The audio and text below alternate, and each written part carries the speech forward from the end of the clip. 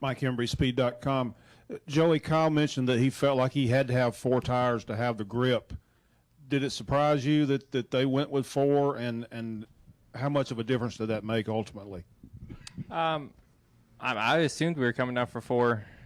Jeremy asked me, goes, you seen what that 2 car did last, or not that 2 car, the 5 car did last time? And I was like, yeah, and what do you want to do? And he really didn't make a call. I was sitting in the box, and I was like, well, I don't really know if we're doing 2 or 4 here. If I'll wait till they say something, I figured they'd tell me at least.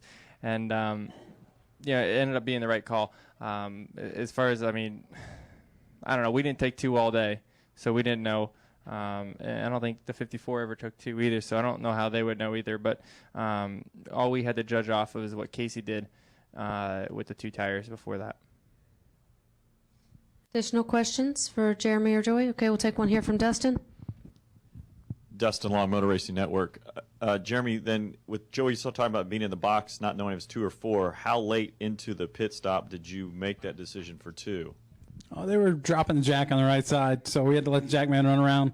But luckily for us, there was still enough room. The guys that had taken 2, there was still enough room for us to let the jack man come around the front of the car, leave pit road, and still come out with the lead. So that was really the difference. It was late in the call, but, you know, that's just the way it plays out. And a lot of times you have to make a split decision like that.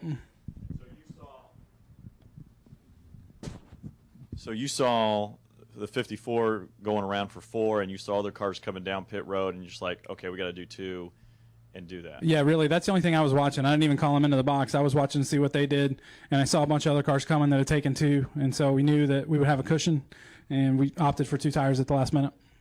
What a smart guy, huh? We'll take our next question in the middle right here from Lee.